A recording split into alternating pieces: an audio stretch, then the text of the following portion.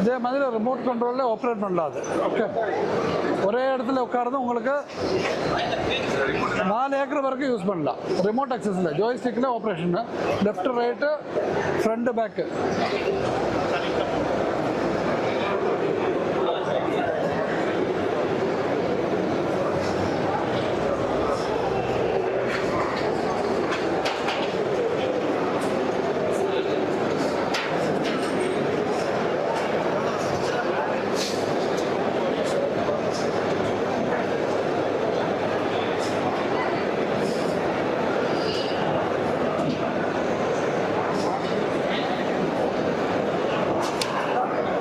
இது வந்துட்டு பெரிய எஸ்டேட்டு, 30, 40, 50 ஏக்கர் அந்த மாதிரி எஸ்டேட்டுக்கெல்லாம் யூஸ் பண்ணுறது.